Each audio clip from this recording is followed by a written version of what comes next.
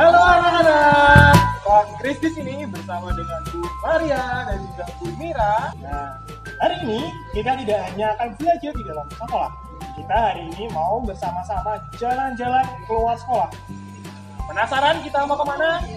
Ayo, cus ikuti kita ya. Kita akan jalan-jalan kemana? Ayo, kita berangkat.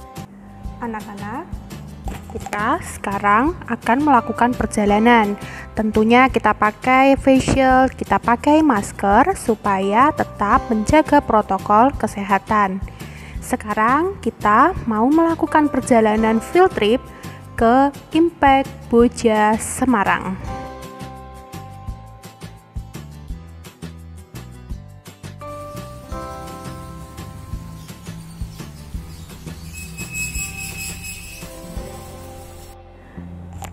Nah, kita sudah sampai di lokasi, yaitu di Impact Boja Semarang. Nah, Impact Center Boja ini berlokasi di Jalan Durian, RT 7 RW 4 Campurejo, Kendal, Semarang. Halo anak-anak, sekarang kita sudah sampai di Impact Center Boja. Penasaran kan apa yang akan kita lakukan hari ini di Impact Center Boja? Kita akan melakukan berbagai macam kegiatan bersama-sama yang akan ditemani oleh Pak Kris, Bu Maria, dan juga Bu Mira. Yuk, kalau sudah penasaran, mari kita laksanakan kegiatannya. Anak-anak bisa melihat bagaimana situasi dan pemandangan di Impact Center Boja Semarang. Banyak sekali tanaman kaktus yang tumbuh sangat besar. Kemudian anak-anak pun juga bisa melihat beberapa tanaman yang ditanam, dirawat, dan ditandur di Impact Center Boja Semarang. Beberapa bunganya pun sangat terawat, indah, dan mempesona. Ada juga tanaman kangkung yang berbaris dengan rapi dan tumbuh dengan subur sekali. Bahkan tanaman kangkung ini pun setiap hari dirawat, disiram, dan juga diberi pupuk supaya bisa dinikmati oleh semua orang. Nah, ini juga ada tanaman kangkung dan juga tanaman bayam. Manfaat bayam dan terong yaitu untuk kesehatan kulit dan rambut, kesehatan mata, dan juga mencegah kanker dan asma. Ternyata fungsi dari mengkonsumsi sayur dan juga terong itu banyak sekali manfaatnya. Kita mulai untuk cara pembibitan benih kangkung. Yang pertama, kita siapkan lahan dulu untuk menanam kangkung. Kemudian setelah kita menyiapkan lahan, tahap pertama adalah proses penyiraman tanah menggunakan air supaya tanah tersebut lembab. Yang kedua, kita taburkan biji kangkung ke tanah yang sudah diberikan lubang. Jangan sampai terlewatkan ya anak-anak. Kemudian berikutnya adalah memasukkan pupuk ke dalam tanah supaya tetap lembab. Kita harus memberikan pupuk dan tidak terkena matahari langsung. Jadi mari kita bersama-sama menutup tanah beserta biji kangkung dengan pupuknya. Nah, kita harus tabur pupuknya satu persatu, jangan sampai ada yang kosong. Karena pupuk ini sangat penting sekali anak-anak untuk pertumbuhan biji kangkung di dalam tanah dan tentunya supaya tetap subur.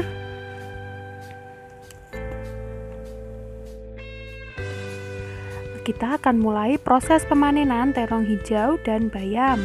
Untuk panen terong hijau, kita harus menyiapkan gunting tumbuhan. Yang kedua, kita potong bagian tangkai terong yang paling atas. Nah, untuk proses bayam itu sangat gampang sekali. Cukup kita cabut saja daun bayam dari dalam tanah. Daun bayam biasanya tersedia di pasaran segera setelah panen, dan produk mungkin ditawarkan dalam keadaan segar, beku, kalengan, atau kering.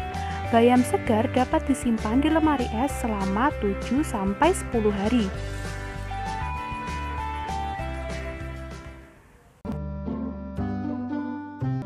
Ya, anak-anak, sekarang Pak Kris bersama dengan Mbak Lia.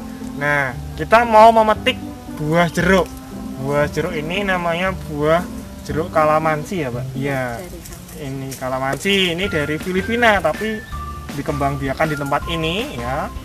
Jeruk ini memang ukurannya kecil-kecil ya. Ini kalau dilihat nih jeruknya. Nah, ini jeruknya kecil-kecil seperti ini. Nah, memang paling gede seperti ini, nggak bisa gede-gede lagi. Ini memang spesial khusus dibuat nanti diolah menjadi sirup. Nah, kita akan memetik buah jeruknya yang warnanya ini hijau ke oren-orenan, hijau kuning-kuning ini. Ya, kayak kenyal-kenyal ini. Yuk, sekarang kita mau petik beberapa buah jeruk untuk kita buat nanti menjadi sirup. Kita petik buah jeruk yang sudah matang, yaitu yang berwarna hijau kekuningan dan yang sudah agak kenyal, yang sudah matang. Ya, kita sudah mengambil buah jeruknya ya anak-anak. Sekarang kita mau proses menjadi sirup. Oke, siap? Yuk kita mulai.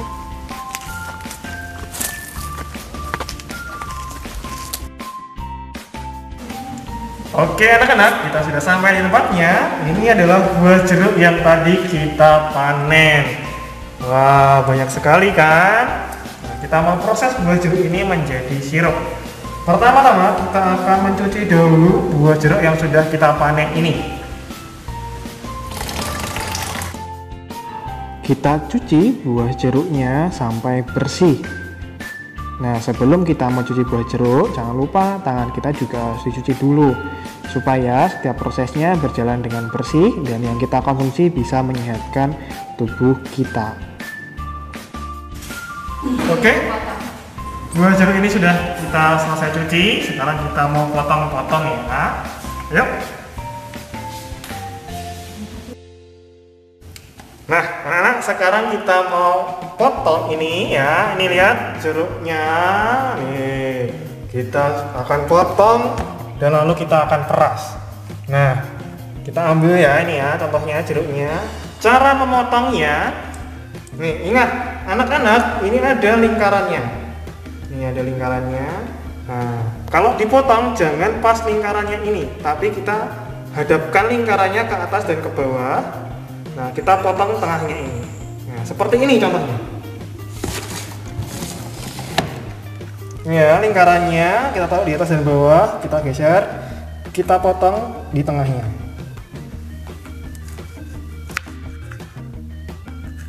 Nah, bentuknya bintang seperti ini. Ya. Sekarang kita potong buah jeruknya. Potong dengan hati-hati ya. Kalau di rumah bisa meminta bantuan orang yang lebih tua. Setelah kita memotong buah jeruk, kita peras buah jeruk itu untuk mendapatkan sarinya. Sari itu kita taruh di tempat yang lain. Selesai kita peras buah jeruknya, kemudian kita saring sari buah jeruk tadi untuk menghilangkan serat-seratnya atau mungkin biji-biji yang masih ikut ketika kita tadi memeras, supaya nanti rasanya benar-benar nikmat, tidak tercampur serat ataupun biji-bijian yang ada. Rasanya biar tidak pahit juga. Baik, anak-anak, sekarang kita akan memasak sirup jeruknya. Kita akan memasak sirup jeruk ini dari 1 liter sari buah jeruk yang sudah kita peras dengan menambahkan 2 kilo gula pasir. Karena jeruk kalamansi cukup asam sehingga kita bisa sesuaikan kebutuhan kita seberapa besar manisnya. Sirup ini yang akan kita masak dapat bertahan 3-6 bulan ketika disimpan di dalam kulkas. Sirup dari buah jeruk ini sangat bermanfaat bagi tubuh kita karena jeruk sendiri sangat kaya akan serat, vitamin C, hingga antioksidan tinggi yang ampuh mendukung kesehatan dan kebugaran tubuh. Buah jeruk sangat bermanfaat untuk meningkatkan daya tahan tubuh, menjaga tekanan darah tetap normal, menurunkan tingkat kolesterol jahat, mengontrol kadar gula darah, dan masih banyak yang lainnya.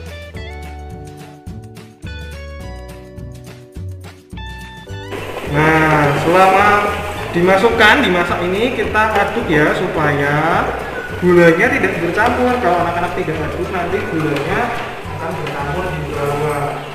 Kita akan terus aduk sampai nanti keluar busa-busanya, artinya sudah matang sirupnya. Ya, sampai matang, dan ini gulanya semua sudah tercampur ya. Sudah tidak ada gulanya. Oh, sudah tercampur semua. Nah, anak-anak, ini tadi sirupnya sudah matang ya, tadi sudah Pak Kris dinginkan supaya bisa segera kita tuang. Kita akan masukkan sirup ini di dalam botol, setelah itu bisa kita simpan di dalam kulkas untuk kita bisa menikmatinya. Pastikan sirup jeruk sudah dalam keadaan yang dingin setelah kita masak tadi. Setiap 1 liter sari buah jeruk yang kita masak tadi, kita bisa menghasilkan sekitar 8-10 botol sirup ukuran 220 ml. Oke, sirupnya siap untuk kita simpan di dalam kulkas dan kita nikmati. Silahkan anak-anak coba di rumah sendiri ya. Nah, sekarang kita akan melakukan perjalanan ke kandang kambing. Nah, kita melakukan perjalanan dengan jalan kaki.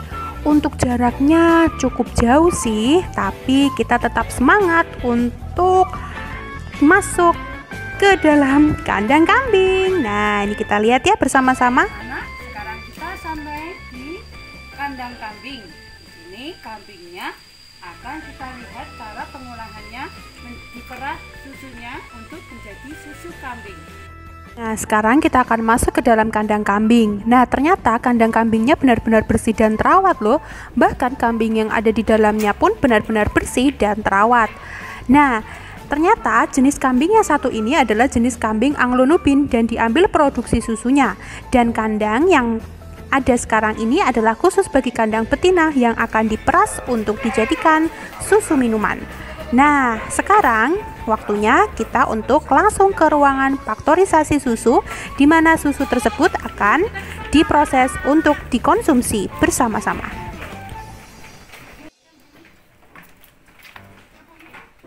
Nah, anak-anak, kita udah sampai nih di tempat pasteurisasi susu. Sekarang kita ayo masuk ke dalam ruangan. Yuk.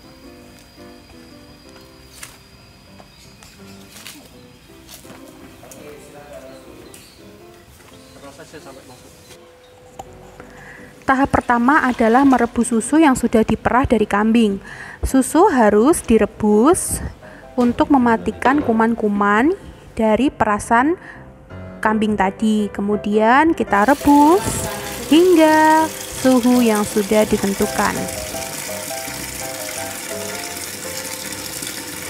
Yang berikutnya adalah mempersiapkan rendaman air dingin yang digunakan untuk menurunkan suhu susu yang sudah direbus tadi.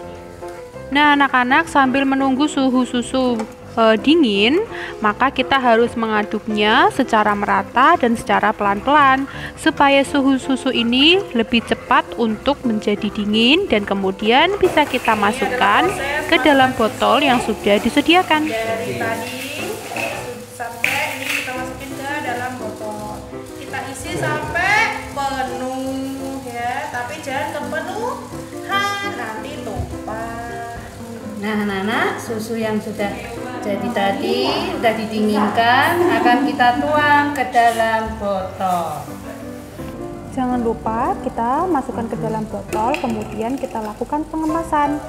Setelah sudah dimasukkan ke dalam botol, kita tutup menggunakan tutup botol sampai berbunyi krak dan tempelkan stiker yang sudah disediakan. Nah, anak-anak, kita bisa lihat ternyata ada gazebo juga loh di dalam Impact Boja Semarang. Nah, sampai di sini dulu ya perjalanan kita di Impact Boja. Hai anak-anak, kita sudah sampai di penghujung acara kita hari ini. Ya, ini lihat, Pak Ker sudah membawa hasil pekerjaan kita hari ini. Ini ada sirup jeruk yang tadi kita olah. Terakhir tadi ada susu kambing. Terus ini ada bayam dan terong. Ya, bagaimana? Perjalanan kita hari ini seru kan? Anak-anak mendapatkan banyak pelajaran, mulai dari cara menanam, kita memetik buah, mengolahnya, melihat pasteurisasi susu kambing juga, Dan semua hal ini bisa kita konsumsi karena yang kita buat ini adalah produk-produk yang menyehatkan tubuh kita, baik sayuran, buah-buahan, dan susunya juga. Oke, sampai di situ saja pertemuan kita hari ini. Sekarang kita mau pamit, kita mau pulang. Dadah!